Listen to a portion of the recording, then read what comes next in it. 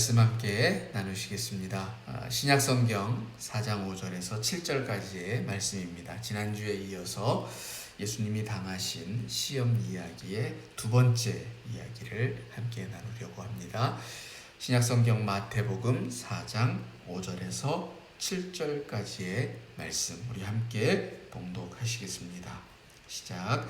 이에 마귀가 예수를 거룩한 성으로 데려다가 성전 꼭대기에 세우고 이르되 내가 만일 하나님의 아들이거든 뛰어내리라 기록되었으되 그가 너를 위하여 그의 사자들을 명하시리니 그들이 손으로 너를 받들어 발이 돌에 부딪히지 않게 하리로다 하였느니라. 예수께서 이르시되 또 기록되었으되 주 너의 하나님을 시험하지 말라 하였느니라 하시니. 아멘. 지난주에 이어서 우리 예수님이 당하신 시험의 두 번째 이야기입니다. 우리 인생에서 시험이 끝이 없다라는 말씀을 드렸는데요. 사실 끝이 없는 게 어디 시험뿐이겠습니까? 농담 반 진담 반으로 저희 아내한테 끝이 없는 게 뭐냐 이렇게 물으면 아마도 이제는 그만할 때도 됐는데 계속하는 저의 잔소리라고 이렇게 답을 할 것 같습니다. 반대로 저한테 끝이 없는 게 뭐냐라고 물어본다면 이제는 이제 들을 때도 됐는데 똑같은 잔소리를 또 하게 만드는 아내의 재주이다. 이렇게 답을 할 수도 있을 것 같습니다. 우스갯소리로 농담으로 드렸지만 사실 이 세상에 끝이 없는 많은 것들이 있죠. 아무튼 지난주에 이어서 예수를 시험하는 사탄의 두 번째 시험 내용을 들여다보겠는데 이것도 역시 우리의 인생에서 어쩌면 끝이 없는 것 중에 하나일 것이고 실제로 또 예수님에게서 끝이 없었던 그런 시험 중에 하나이었습니다. 떡의 시험을 끝낸 후에 사탄은 예수님을 거룩한 성전의 꼭대기로 데려갑니다. 그리고는 예수님을 향하여서 저 아래로 뛰어내려라 이렇게 말하죠.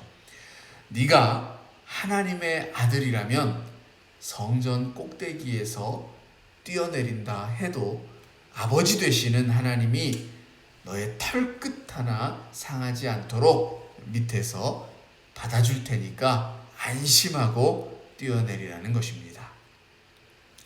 이 사단의 시험하는 말을 듣고 있으면 정말 깜짝 놀라지 않을 수 없습니다. 그 하는 말이 도무지 틀린 것 같지가 않기 때문입니다. 우리 그리스도인들이 종종 하는 말 가운데 우리도 이렇게 자주 쓰죠. 이런 말들을. 그러니까 주위에 어떤 두려움을 가지고 있는 사람들이 있으면 믿는 사람이 왜 그래? 하나님 믿고 걱정하지 말고 안심해. 이렇게 말을 하죠. 근데 그 말처럼 사는 것이 또 당연히 믿음을 가진 그런 사람의 삶이다라고 우리가 여기고 있기도 합니다. 그러니까 사단이 예수를 이렇게 거룩한 성전으로 데리고 간 까닭도 사실 이 때문입니다. 네가 믿는 하나님이잖아. 너의 아버지 되시는 하나님이잖아. 뭐든 다 해주시는 능력 많으신 분이잖아. 너를 사랑하신다고 했잖아. 그래, 네가 말하는 것처럼 아들이잖아, 네가. 이렇게. 더구나 여기는 그 하나님을 찾고 구하는 성전이야. 이 성전에서 뛰어내리는데 하나님이 가만히 있겠어? 이렇게 말하는 것 같지 않습니까? 여러분, 우리가 시험을 당하는 때는 이 성전 바깥에 있을 때가 아닙니다. 하나님을 예배하지 않을 때는 사단이 우리를 시험할 이유가 없습니다. 그러니까 이미 하나님과 관계없는 삶을 살아가고 있는 사람은 시험할 필요가 없으니까요. 그러니까 우리가 하나님과 좀 더 가까이 하고서 살아가려고 할 때, 하나님이 우리에게 지금 무엇을 말씀하실까 귀 기울여서 듣고자 할 때, 하나님의 뜻을 따라서 순종하면서 그렇게 살아가려고 할 때에 바로 그때에 사단은 우리를 시험하는 것입니다. 그것도 아주 교묘하게 말입니다. 여기 예수님을 시험하는 것도 단순히 자기 생각에서 나온 것이 아닙니다. 사단은 늘 그렇듯이 하나님의 말씀을 인용해서 예수님을 시험합니다. 즉 시험하는 그 말씀의 내용이 성경에 써 있다라는 것입니다. 그러니까 우리를 시험하면서 하나님의 말씀에 성경에 그렇게 써 있지 않냐? 그렇게 행하는 것이 당연하지 않냐? 그렇게 말하는 겁니다. 오늘 여기 이 사단의 시험도 시편 91편 11절과 12절의 말씀을 인용하는 것입니다. 시편 91편 11절과 12절에 쓰여 있기를 이렇게 쓰여 있습니다. 그가 너를 위하여 그의 천사들을 명령하사 내 모든 길에서 너를 지키게 하심이라. 그들이 그들의 손으로 너를 붙들어 발이 돌에 부딪히지 아니하게 하리로다. 여러분, 사단의 시험을 결코 우습게 보지 마시기 바랍니다. 사단도 광명의 탈을 쓸 수 있다는 것입니다. 말씀으로 무장할 수 있다는 것입니다. 우리는 이 사단이 말하는 그 말의 핵심을 파악해야 합니다. 그것을 파악하지 않으면 위장되어져 있는 그 하나님의 말씀으로 유혹당할 수 있다는 것입니다. 그러니까 말씀으로 위장을 하고 있지만 그 뒤에 감추어져 있는 그 진실을 꿰뚫어 보아야 유혹에 넘어가지 않을 수 있다는 것입니다. 사단이 왜곡하고 있는 그 하나님의 말씀, 그 속에 있는 참된 진실을 볼 수 있어야 한다는 것입니다. 자, 그렇다면 지금 이 사단이 시편의 말씀을 인용하여서 예수를 시험하면서 뒤에 감추고 있는 그 핵심이 무엇일까 하는 것입니다. 그것은 예수의 말씀을 통해서 좀 더 명확하게 드러난다라고 볼 수 있습니다. 이 사단이 시험하는 그 말에 응답하시는 예수님의 말씀은 이것입니다. 주 너의 하나님을 시험하지 말라. 무슨 얘기입니까? 이 말씀을 뒤집어서 생각해 보면 지금 사단은 우리를 시험하는 것처럼, 다시 말해서 우리의 믿음을 시험하는 것처럼 말하고 있지만 실상은 우리로 하여금 하나님을 시험하도록 하였다라는 것입니다. 지금 사단의 이야기를 듣고 있으면 사실 우리가 뛰어내리지 못할 이유가 없는 것 같습니다. 오히려 내가 뛰어내리지 못한다면 그것은 내 믿음의 부족함 때문인 것 같습니다. 망설이고 주저하는 것이 오히려 하나님을 욕되게 하는 일처럼 그렇게 보여집니다. 그러나 여기 지금 나에게 닥쳐 있는 문제가 믿음의 문제인지 걸려 넘어지게 하는 시험의 문제인지를 분별해야 합니다. 지금 예수님이 서 있는 곳은 하나님의 영광이 서려 있는 성전의 꼭대기입니다. 그러니까 하나님을 영화롭게 하는 그런 장소의 상징이라고 볼 수 있는 것입니다. 다시 말해서 나는 하나님과 함께하는 삶을 살아가고 있습니다. 어쩌면 성전 꼭대기가 시사하는 것처럼 이 하나님과의 친교와 교제가 그 절정에 이르렀다라고도 볼 수가 있습니다. 그런데 그때가 문제라는 것입니다. 가장 가까워졌다고 여기는 때, 그 어느 때보다 은혜가 넘친다고 여겨지는 때, 모든 일이 내 생각과 내 마음처럼 평탄하고 행복하다라고 느껴지는 때, 그래서 하나님이 전적으로 내 편이라고 믿어지는 때, 내가 기도하고 간구하면 무엇이든지 다 들어주시는 것처럼 여겨지는 바로 그때 사단은 믿음의 문제인 것처럼 위장하면서 하나님을 시험하게 하고 결국 우리를 그 하나님과의 깊은 교제와 그 성전 꼭대기로부터 끌어내리려고 하는 간계를 부리고 있다는 것입니다. 혹자는 그 지나치게 친절한 사람을 조심해야 한다라고도 말하죠. 왜냐하면 정말 이 간이라도 빼줄 것처럼 하는 사람이 결국은 사기를 치거나 돈을 꿔달래서 꿔주니까 돈만 갖고 튀더라 하는 얘기를 합니다.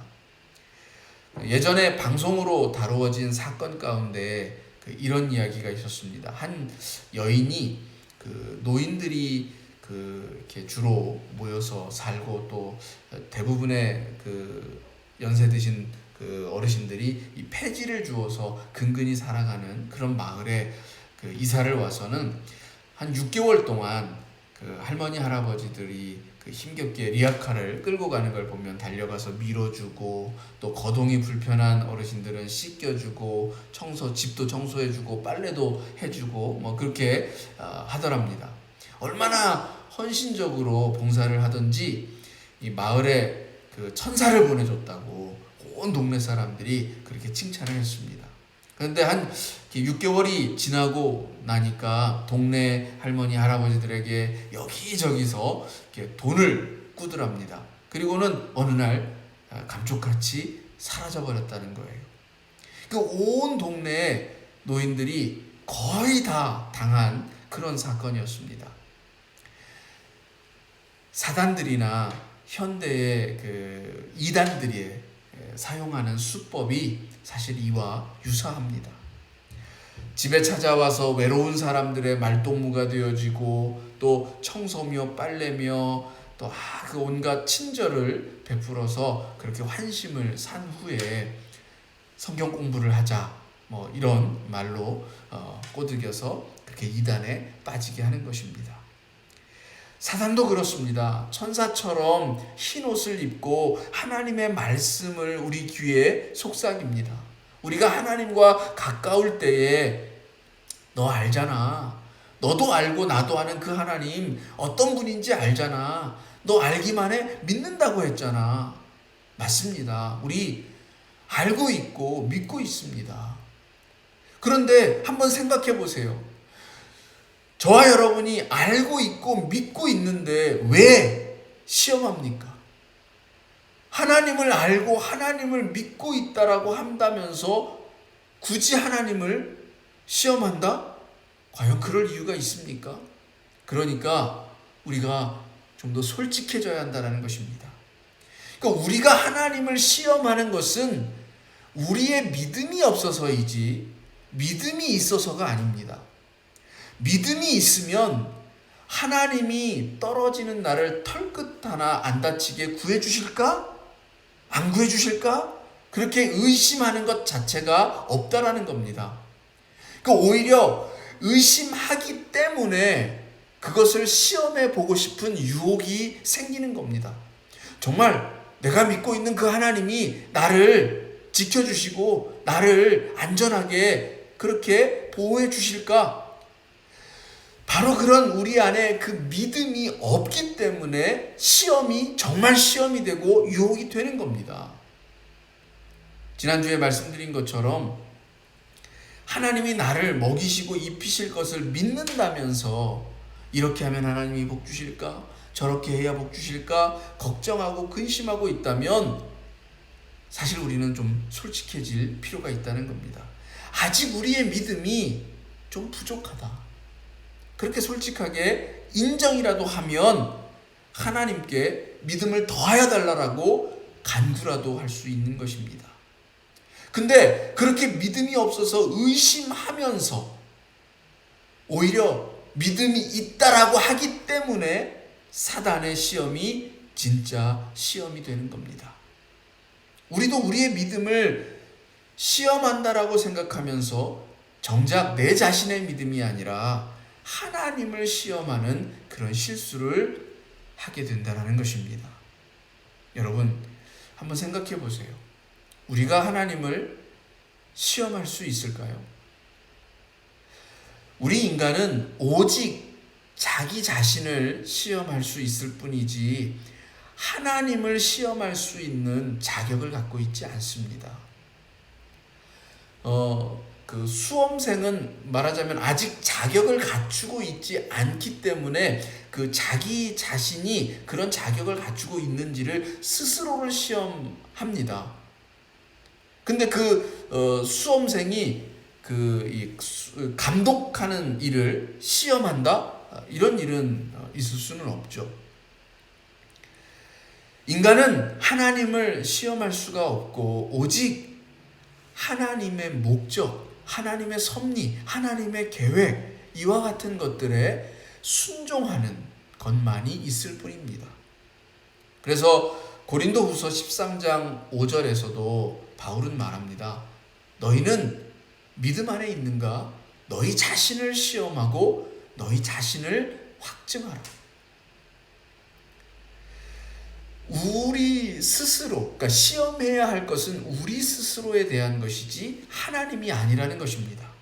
그러니까 사단이 예수님더러 성전에서 뛰어내리라고 하는 것은 이 예수의 믿음을 시험하기 위한 것이 아니라 하나님이 예수를 받아주느냐 받아주지 않느냐 하는 하나님을 시험하는 것, 이것을 주님은 꿰뚫어 보고 하나님을 시험하지 말라라고 하셨던 것입니다. 여러분, 우리도 하나님을 시험해서는 안 됩니다. 그러면서 예수님은 광야에서 물이 없다라고 불평하던 그 이스라엘 백성들에게 모세가 했던 그 말을 인용하셨습니다. 또 모세는 신명기 6장 16절에서 그 이스라엘 백성들에게 우상 숭배를 금하면서 마사에서 그랬던 것처럼 이 하나님을 시험하지 말라라고 당부하였습니다. 그러니까 여기 하나님을 시험하지 말라라고 하는 이 말씀은 사실 이미 이스라엘 백성들에게 모세가 이 광야 속을 헤매며 나아가던 때에 했던 그 말씀을 인용한 것입니다. 그러니까 예수님이 이 모세의 말을 인용한 것은 하나님을 시험하지 말라라고 이렇게 말씀한 것은 저 옛날 광야에서 이스라엘 백성들이 목이 말라서가 아니라 하나님이 물을 주실까 주시지 않을까 시험하려 했다라고 하는 것을 지적하는 것입니다. 오늘 우리에게 있어서 사실 정말 우리가 하나님께 기도하고 간구하는 것은 내가 정말 목이 마르고 내게 정말 양식이 부족하고 내가 정말 너무 힘이 든 어떤 상황이나 환경에 있다라고 하면 하나님께 기도하고 간구하면 됩니다. 하나님, 제게 이런 것들이 너무나도 부족하고 또 너무나도 필요합니다. 하나님의 도우심이 필요합니다. 제 힘으로는, 제 능력으로는 되지 않습니다. 그래서 하나님께 구합니다. 하나님께서 주신다고 약속하신 그 말씀을 붙잡고 기도합니다. 그럴 수 있습니다. 그런데 그런 하나님에게 마치 시험하듯이 우리가 하나님이 이걸 주신다고 약속하지 않았습니까? 주시지 않으면 전 하나님 못 믿겠습니다. 이렇게 하나님을 시험하는 그런 방식으로 하나님께 나아가서는 안 된다는 것입니다.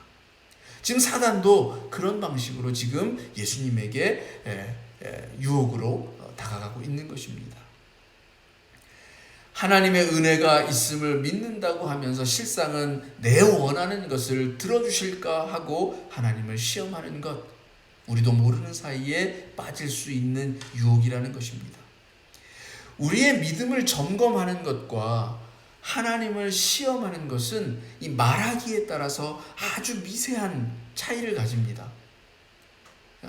사단은 그런 미세한 차이를 놓치지 않고 우리를 공격해 오는 것입니다.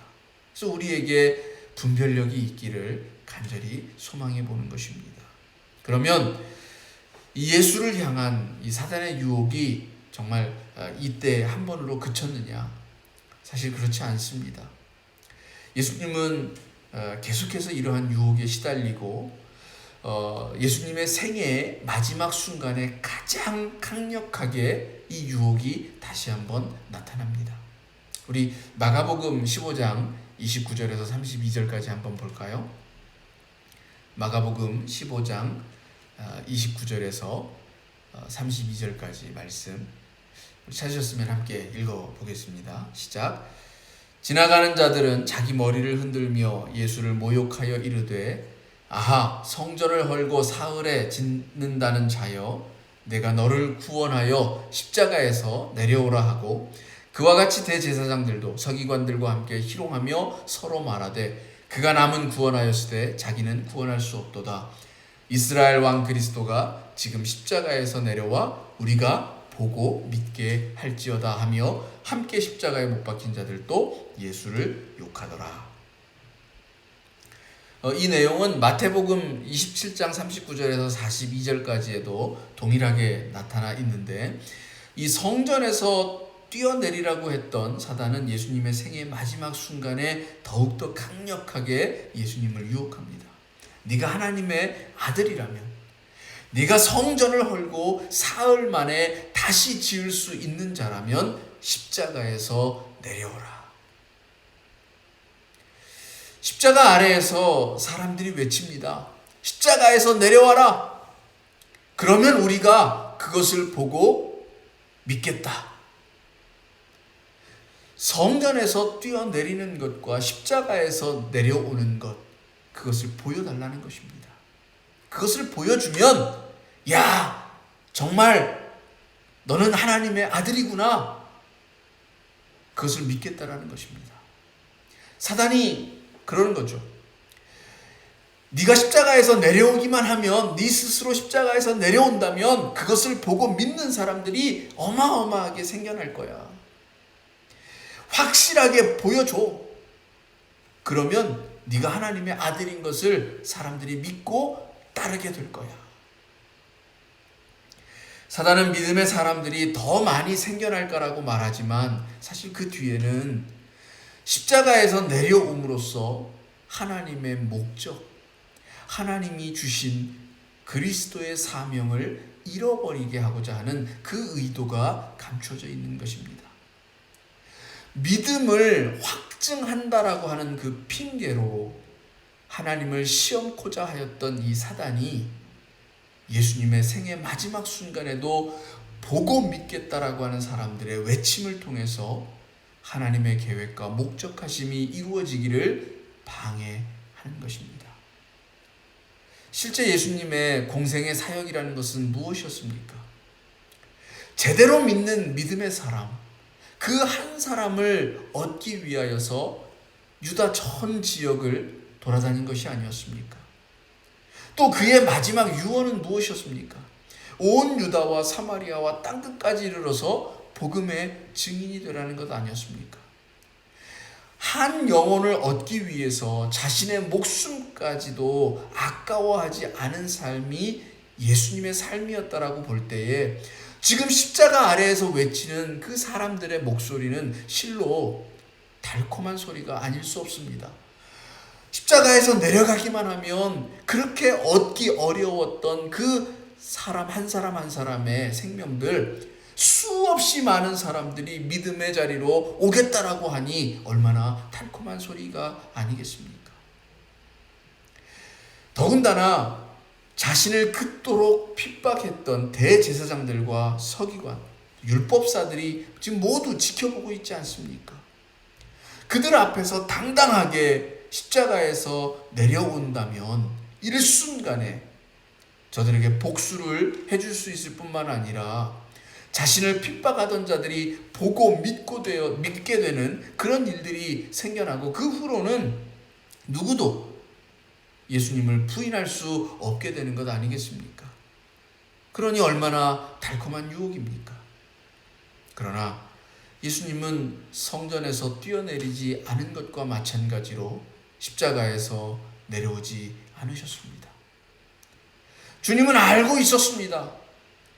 봐야 믿겠다는 사람은 실제로 보아도 믿지 않는다라는 것을 어리석은 부자의 비유를 통해서 제자들에게 가르쳐 주시기까지 했습니다. 여러분도 기억하시죠? 거지 나사로를 불쌍히 여기지 않던 부자가 죽어서 지옥에 갔습니다. 지옥에서 너무 극심한 고통을 당하는 가운데 천국에서 아브라함의 품에 안겨있는 나사로를 보게 되죠. 부자가 아브라함에게 간절하게 간청을 합니다. 아주 잠깐만이라도 살려주시면 내가 땅에 가서 내 아들들, 그들을 만나서 그들에게 너희는 나와 같은 삶을 살지 말라라고 말해주고 오겠다라는 것입니다. 죽은 아버지가 살아 돌아와서 직접 말하는 것을 보면 아들들이 믿을 것이다 라고 하는 것입니다. 그때 아브라함은 이렇게 말하죠. 옛 선지자의 글과 말씀을 듣고도 믿지 않는 자는 보아도 믿지 않을 것이니 네가 살아서 돌아가서 말한다 해도 듣지 않을 것이다. 여러분, 보고 믿겠다라고 하는 것은 그 자신의 믿음을 확인하는 것이 아니라 어쩌면 철저하게 하나님을 시험하는 것이라고 할 수 있습니다. 본 다음에 믿는다는 것은 믿음이 아니라 사실은 학문에 가깝고 과학의 말이라고도 말할 수 있습니다. 이미 눈으로 드러나는 것은 더 이상 믿음의 눈으로 볼 필요가 없는 그런 대상이 되고 맙니다. 하나님을 눈에 보여달라, 보여주면 믿겠다라고 하는 말은 역설적이게도 이렇게 보여진 하나님은 더 이상 믿음의 대상이 아니게 된다는 것입니다. 여러분, 이것만큼 강렬한 시험이 어디 있습니까? 보여주면 믿겠다고 하지만 실상은 보여주면 믿지 않겠다라는 말과 같은 것입니다. 그러니까 이것이 믿음이 아니라 실상은 하나님을 시험하는 행위라는 것입니다. 성전 꼭대기에서 하나님을 시험하지 않으셨던 이 주님은 십자가에서도 하나님을 시험하지 않으셨습니다. 하나님은 시험의 대상이 아니라 순종의 대상인 것을 자신에게 허락하신 사명과 역할을 마지막 순간에도 명확하게 인식하고 계셨다라는 것입니다.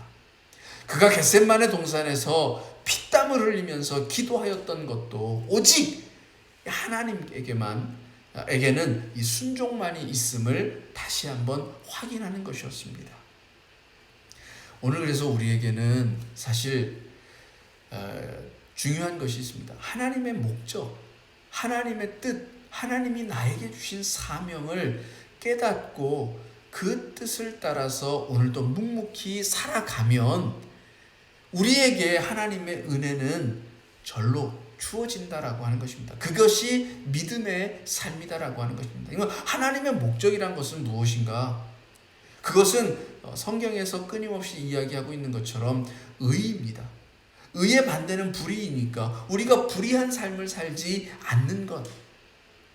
또 평화입니다. 하나님은 평화를 원하십니다. 평강의 왕으로 오셨고 또 우리에게 평화를 주신다라고 말씀하신 주님을 따라서 평화를 사랑하는 그 마음으로 살아가는 겁니다. 그러니까 다툼과 분쟁 대신에, 그래서 증오와 질투 대신에 그 반대의 마음을 품고 살아가면 하나님의 뜻을 따라서 살아가는 겁니다. 그것이 또한 사랑으로 완성되어지는 하나님의 말씀이기도 합니다. 사랑의 삶, 이것이 또한 우리의 믿음의 삶이고 그 믿음의 삶을 순종하고 있으면 여러분, 하나님을 굳이 시험하거나 의심해야 할 이유가 없는 것입니다. 내가 믿음의 삶을 살아가고 있는데 하나님이 나에게 은혜를 주실까 주시지 않을까? 그렇게 의심한다? 그럴 필요가 없다라는 것입니다. 오히려 그런 의심이 든다면 지금 내 살아가고 있는 삶에 뭔가 문제가 생긴 겁니다. 내 믿음에 뭔가 문제가 생긴 겁니다. 그렇다면 나 자신을 돌아보고 내 자신이 이 믿음의 길 위에 계속해서 올바르게 서 있는가를 점검해 본 후에 하나님께 기도해야 합니다. 하나님, 지금 저가 흔들리고 있습니다. 제 믿음이 연약해지고 있습니다. 저의 믿음을 불쌍히 여겨 주옵소서. 다시금 강하고 담대한 믿음을 주시옵소서. 그래서 흔들리지 않는 믿음의 길을 걷게 하옵소서. 주의 목적을, 주님께서 저에게 주신 은혜와 사명을 기억하고 다시 한번 마음을 다잡게 하여 주옵소서. 그렇게 기도할 수 있어야 한다는 것입니다. 여러분, 우리를 교묘하게 유혹하는 이 사단을 향해서 우리도 하나님을 시험하지 말라라고 그렇게 외쳐야 합니다. 우리의 행위가 우리의 믿음을 점검하는 것인지 하나님을 시험하는 것인지를 분별할 수 있기를 다시 한번 강조하여서 말씀을 드립니다. 하나님은 우리가 시험할 수 있는 존재가 아닙니다. 우리는 하나님을 시험할 그런 자격을 갖추고 있지 않습니다. 하나님이 우리를 시험할 수 있고 우리는 그 하나님을 따르고 순종해야 할 존재라고 하는 것을 여러분 잊지 마시기 바랍니다. 또 한 주간 살아가시면서 과연 내 믿음은 어떠한가? 내가 하나님을 정말로 믿고 있는가? 믿고 있다면 그 믿음에 합당한 그 목적을 온전히 살아가고 있는가? 한번 되돌아볼 수 있는 시간 되어지기를 바랍니다. 분명 여러분 믿습니다. 하나님의 은혜가 있을 줄로 믿습니다. 하나님이 주시는 평강이 있을 줄로 믿습니다.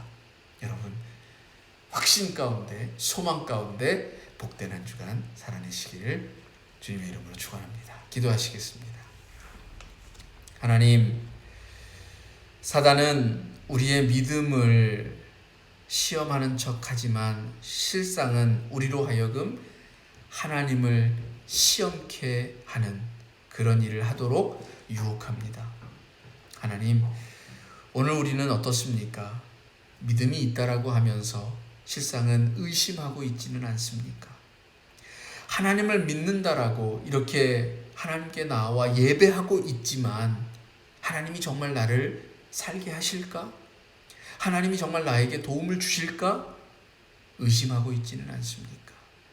하나님, 이 순간 하나님의 목적, 하나님의 나라의 참된 뜻만 바라보게 하여 주시옵소서. 묵묵히 그 길을 걷게 하여 주시옵소서. 우리에게 말씀하시는 하나님의 그 말씀의 온전하신 뜻을 붙잡고 걸어가게 하여 주시옵소서. 그러면 공중에 나는 새와 들에 핀 한 송이 들꽃도 먹이시고 입히시는 하나님이 우리를 지키시고 보호하실 줄을 믿습니다. 하나님, 흔들리지 않는 믿음의 삶을 살게 하여 주시옵소서. 하나님을 시험하는 인생이 아니라 하나님께는 순종함으로 나아가는 복된 백성들이 되어지기를 원합니다. 또 한 주간을 주님의 은혜 안에서 살고 또 그 안에 머물기를 간절히 소망합니다. 우리를 보호하시는 우리의 아버지 되신 하나님, 오직 찬송과 영광을 올려드립니다. 기뻐 받으시옵소서. 예수님의 이름으로 기도드립니다. 아멘.